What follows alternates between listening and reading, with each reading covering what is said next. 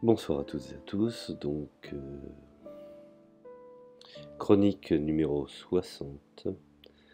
Alors dans cette chronique, je vais pas être tendre à l'égard du communautarisme, qui n'est pas ma conception. Je pense que pour ceux qui me suivent l'ont bien constaté.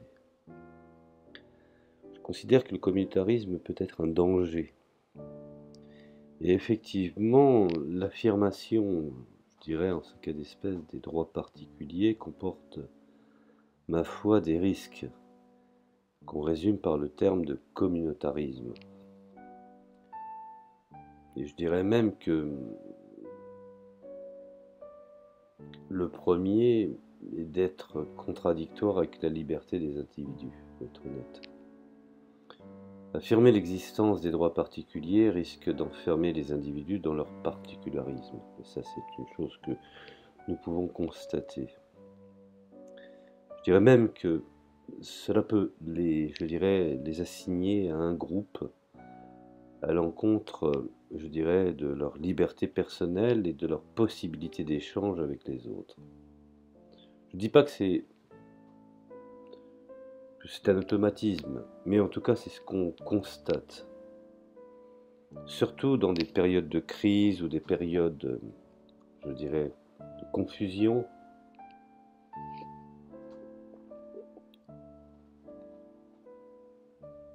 ou dans l'absence de toute, je dirais, de tout principe unificateur. Alors, bien entendu, je ne suis pas non plus obtus. Je sais pertinemment que appartenir par sa naissance à un groupe reconnu par la législation est une évidence, même si c'est contradictoire avec la liberté de l'homme démocratique. Car la démocratie est une éducation. Beaucoup y crachent dessus, mais feignent d'oublier qu'ils en profitent. Je vous ai dit, je ne serai pas tendre dans cette chronique. Alors, celui-ci n'appartient pas à un groupe réel, isolé des autres, bien entendu. La société moderne n'est pas formée de groupes juxtaposés auxquels appartiendraient les individus, mais de personnes dont les rôles sociaux sont à la fois complexes et multiples. Et selon bien entendu les circonstances historiques, ils choisissent en fonction de leur passé individuel et collectif, je dirais des formes de référence, d'identification qu'ils sont libres de réélaborer et de redéfinir. Fondamentalement, je dirais que des droits reconnus viendraient contredire cette caractéristique profonde de la société, entre guillemets, individualiste. Je mets bien entre guillemets, parce que de théories sur l'individualisme. Le second risque, je dirais, concerne l'intégration sociale. La reconnaissance publique des groupes particuliers risque de cristalliser et de consacrer les particularismes, je dirais, aux dépens de ce qui unit les citoyens. Vous voyez, souvent j'emploie cette formule de communauté de destin dans l'universel. Et bien entendu, cela immanquablement pallie à organiser les replis des individus sur leur communauté d'origine au lieu de donner les moyens de la dépasser et d'entrer en relation avec les autres. Car beaucoup nous parlent aujourd'hui de guerre civile, de problématiques ou de rivalités communautaristes, que certains aimeraient que les choses se mettent en place et que finalement l'imparable pourrait arriver. Les groupes culturels ne sont pas non plus donnés une fois pour toutes, ils sont le produit d'une construction historique. Le plus souvent assez bancale, reconnaissons. Ils ont au moins cette franchise. Bien entendu, cette construction se fait en leur accordant à un moment donné des droits particuliers. La reconnaissance publique contribue à les faire exister de manière permanente. Elle risque de conduire à la fragmentation sociale en juxtaposant des communautés fermées les unes aux autres sans échange entre elles. Et c'est là où est le risque et le danger. Alors comment enfin, je dirais, assurer l'égalité des divers groupes si on leur donne des formes de citoyenneté différenciées? La différence reconnue des droits ne conduit-elle pas, je dirais, nécessairement à des droits différents? Comment inscrire à la fois l'égalité du citoyen et la reconnaissance de la diversité des droits des cultures dans les institutions politiques? Et c'est là où est le dilemme. Parce que l'autarcie n'est pas non seulement un rejet des autres, mais peut-être aussi une acceptation de sa propre, je dirais, de sa propre existence, à refuser l'autre. Finalement, au fond, s'isoler soi-même, sans en avoir conscience. Alors, reconnaître des droits culturels, certes, c'est une évidence, mais cela pose, je dirais, pose une multitude de questions. Il faut s'interroger, effectivement. Alors, je dirais que les auteurs modérés, entre guillemets, qui entendent faire leur place aux droits culturels, tiennent compte de ces risques. Beaucoup d'auteurs se sont prononcés, les différences qu'il y avait pu y avoir entre Rousseau et Voltaire, par exemple, qui l'un s'oppose nettement à l'idée d'une société plurale, qui serait fondée sur des groupes statutaires, inégaux, comme on trouvait dans les colonies, je dirais, européennes ou de l'ancien régime ottoman. Eh oui, l'Europe n'ont pas été les seuls à commettre, je dirais, cet impair. On en oublie réellement, mais l'ancien Empire ottoman a effectué exactement la même politique. Alors comment effectivement définir un principe qui pourrait s'opposer à un multiculturalisme sans contrôle démocratique et qui aboutirait à la fragmentation sociale, voire même à l'ethnicisation des populations minoritaires? Je ne dis pas qu'il nie, je dirais, que seule juxtaposition des communautés qu'évoquent certains partisans d'un multiculturalisme absolu puisse conduire à faire éclater la société. Je n'ignore pas que absolutiser les appartenances ethniques risque également d'être contradictoire avec la liberté des individus. C'est pourquoi la reconnaissance publique des collectivités particulières qui fut identifiée ne saurait être inconditionnelle. Ne doit pas conduire, je dirais à mon sens, au repli identitaire, qui est, à mon sens, est un indice d'échec et un indice amplement révélateur.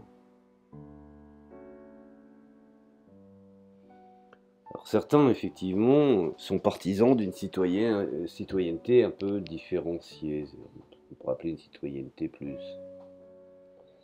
Mais dans ce cas d'espèce, n'oublions pas qu'il y a également le négatif, ça peut être une citoyenneté moins.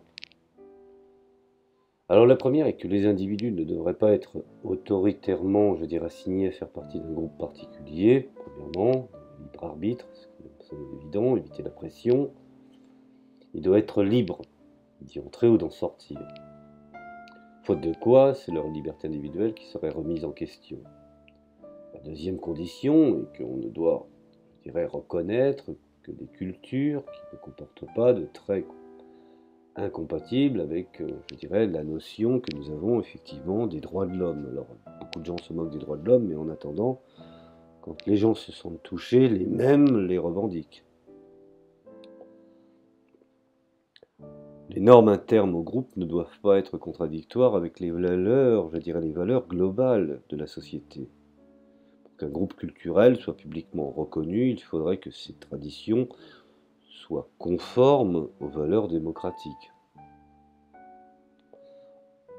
On ne doit pas, à mon sens, admettre au nom d'un relativisme culturel, et c'est là où est le danger, et un relativisme absolu que prônent certains multiculturalistes américains, et même extrémistes, je dirais, que la tradition culturelle soit invoquée pour justifier l'inégalité statutaire des hommes et des femmes, comme par exemple l'excision des fillettes ou le droit des maris à battre leurs femmes.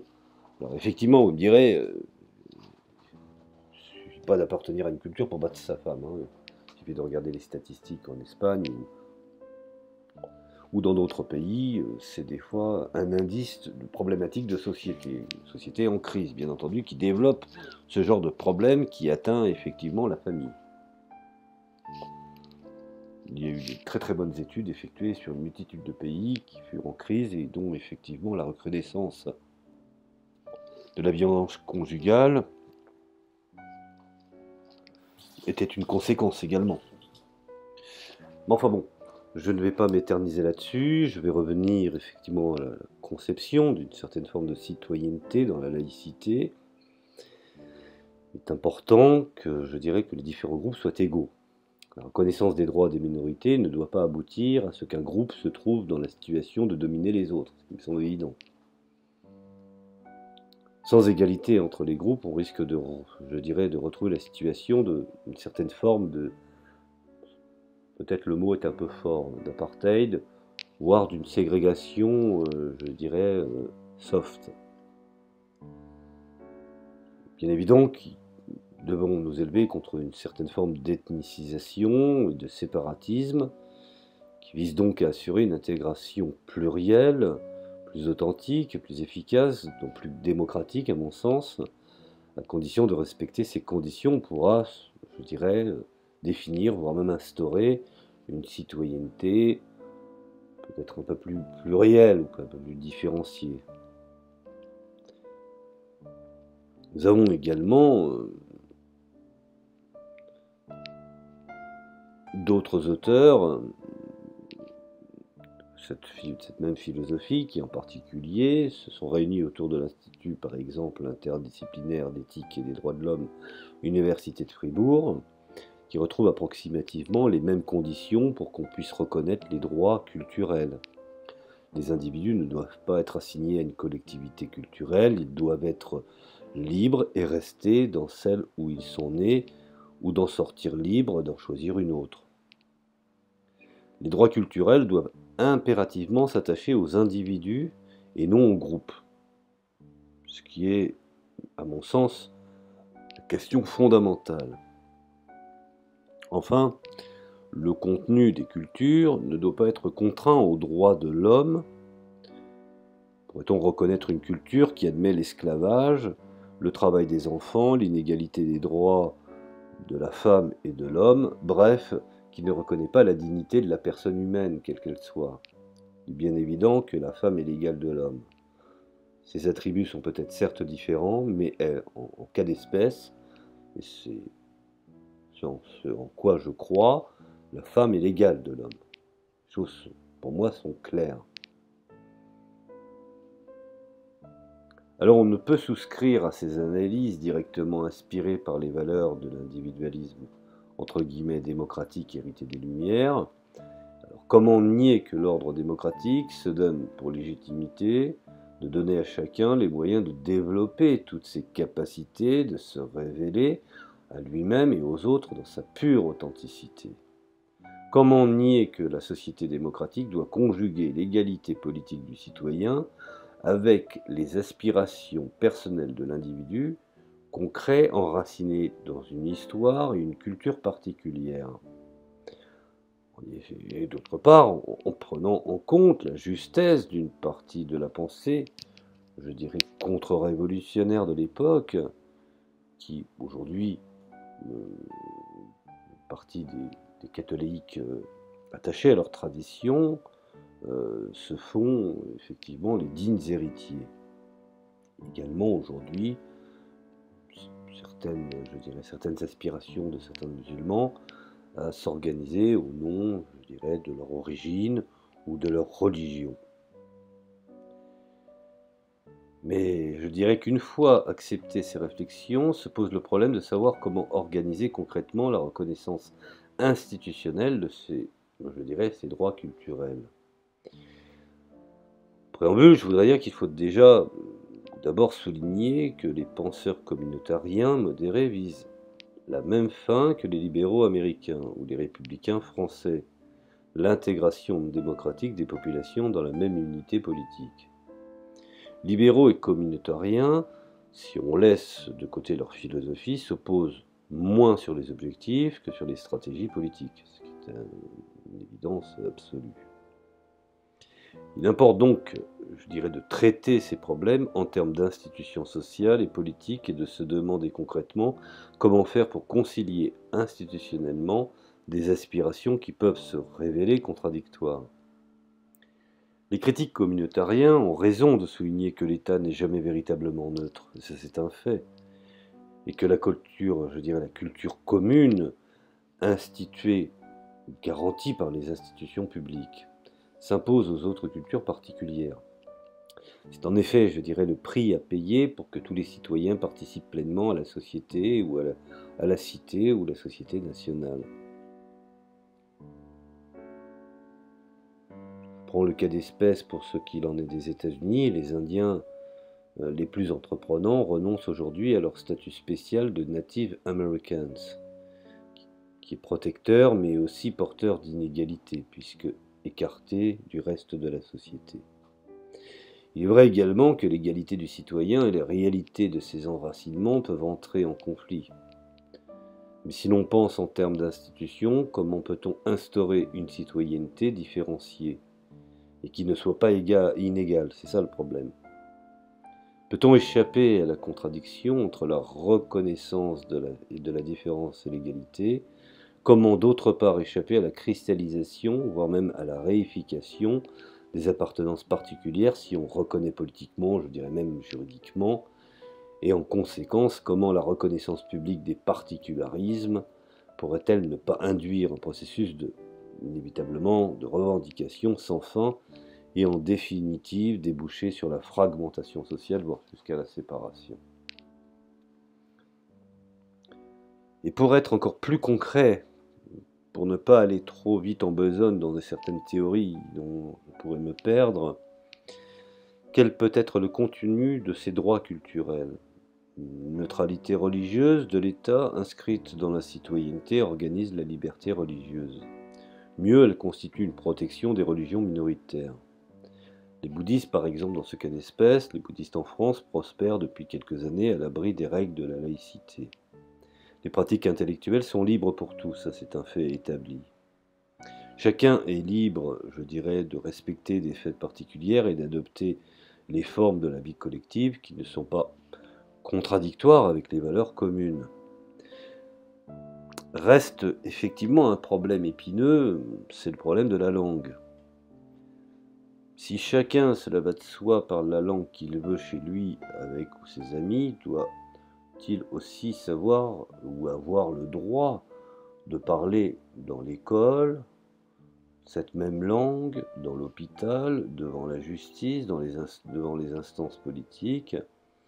Jusqu'à quel point un espace public commun peut-il être organisé sans que les citoyens communiquent par une langue publique commune, ce qu'on peut appeler langue intermédiaire, afin de tous se faire comprendre? La reconnaissance de droits culturels pourrait-elle aboutir, par exemple, à ce que des textes officiels dont on s'accorde à constater l'inflation depuis les dernières décennies, ça on l'a bien constaté, et soit bien entendu traduits dans les 27 langues qui en France pourraient, je dirais légitimement, être revendiquées, être reconnues au titre de la Charte européenne de protection des langues régionales et minoritaires. On peut même également se poser la question, s'interroger, si cela n'aboutirait pas, dans quelques décennies, à adopter l'anglais comme langue commune, comme c'est actuellement le cas dans la péninsule indienne.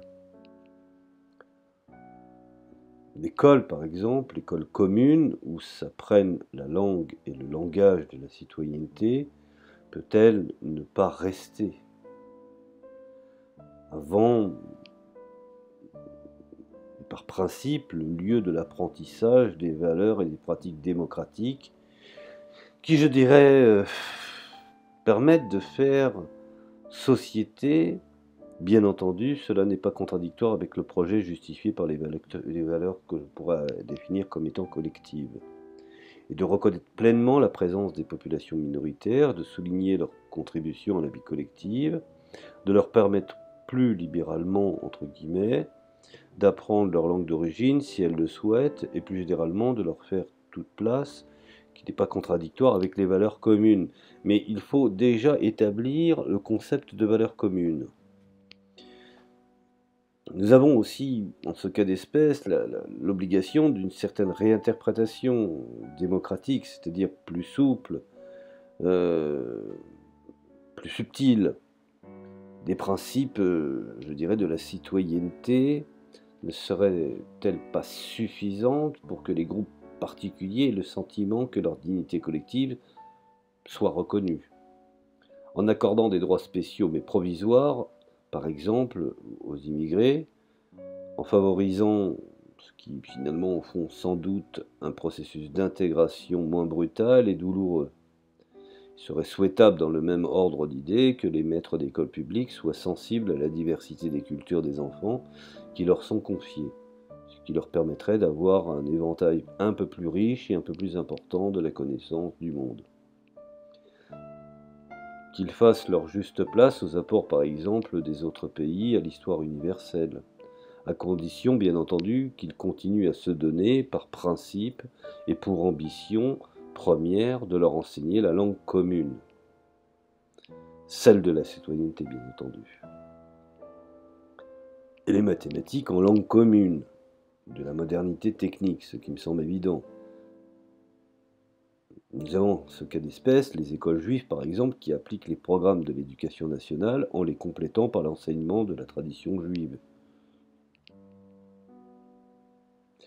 Cela fournit un exemple d'une forme possible de l'articulation entre la culture commune et la culture particulière qui pourrait être généralisée. Cela est une idée à réfléchir. Il s'agit dans tous les cas d'adopter ce qu'on pourrait appeler une forme de, je dirais, de liberté modérée, ou en termes français de républicanisme tolérant, sensible, je dirais, aux conditions culturelles et sociales de la vie en politique mieux adaptées à la démocratie moderne, et proposant des modes d'intégration plus souples et plus attentifs aux besoins des populations particulières en gardant toujours l'objectif d'en faire des futurs citoyens. Alors bien entendu, j'entends déjà les critiques se faire sur la tolérance. Beaucoup me disent la tolérance est la justification du lâche, la tolérance est une violence, parce que nous n'avons pas le choix, donc nous devons tolérer. Quelque part, c'est une forme d'imposition. Mais un pays s'est construit avec une multitude, je dirais, de diversités, et qui ont, ma foi, réussi et abouti.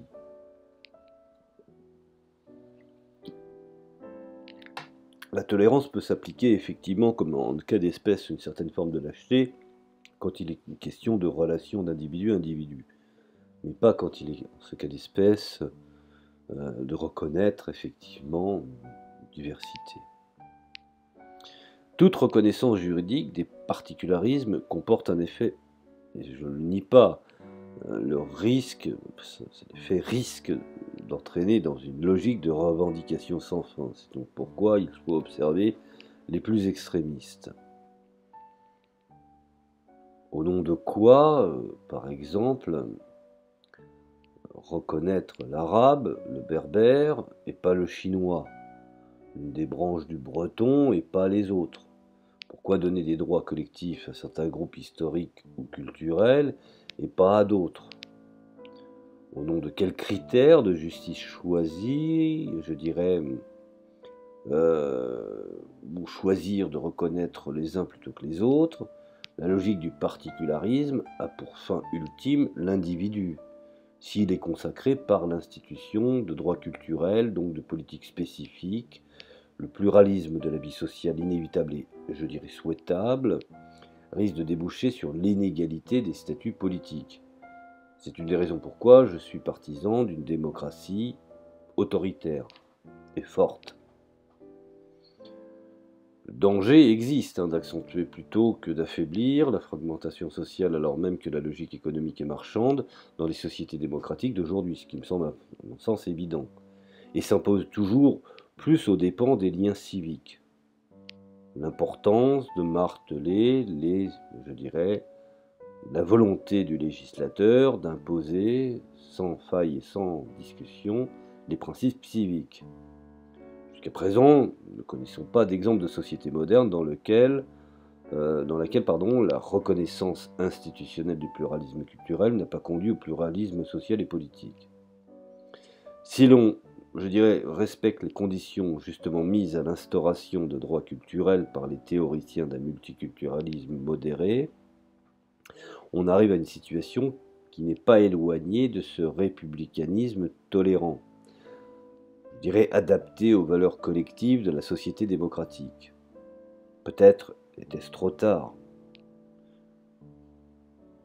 La citoyenneté, la citoyenneté, n'a cessé de se redéfinir en fonction des sociétés et de leur évolution. Il faut donc prolonger son histoire et réélaborer, de manière démocratique, les pratiques de la citoyenneté, avant de cristalliser par le droit des différences culturelles qui elles aussi ne cessent de se modifier. La situation varie surtout d'un pays à l'autre. Le droit des minorités peut être une solution à la coexistence des peuples différents dans les pays, par exemple, balkaniques, où la tradition démocratique est je n'aime pas ce mot-là, mais je n'ai pas trouvé d'autres appellations, je dirais que la tradition démocratique est très faible. Le multiculturalisme du Canada, avec les peuples autochtones, les deux peuples fondateurs et les communautés d'immigrés qui inspirent les réflexions de certains, n'est pas de même nature qu'un multiculturalisme dans une nation unitaire comme la France, dont le centralisme est un ciment important. On ne peut négliger l'histoire de la formation de la nation et de la légitimité de l'ordre politique pour adopter des politiques de reconnaissance et des droits naturels, ou même des droits culturels qui nous amèneraient dans les abîmes et que je pourrais qualifier en mathématiques, x est égal à une inconnue. Notons enfin que le parallélisme entre revendication de droits économiques et sociaux qui a abouti à l'État-providence et la revendication de droits culturels n'est pas entièrement convaincant, et c'est une évidence, et la culture n'est pas une réalité concrète au même titre que l'ordre économique. Alors voilà, je vais m'arrêter ici parce que je pourrais continuer pendant des heures et ce n'est pas la question, puis de toute manière ça ne vous intéresserait plus parce que plus les audios sont longs, moins les gens les regardent.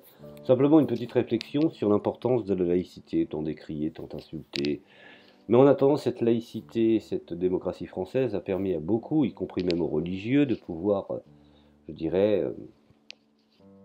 s'organiser, prospérer et se réaliser. Et permettre à leurs enfants de faire des études et puis d'appartenir tout bonnement à un pays qui leur a garanti ce que d'autres pays n'ont pas été capables.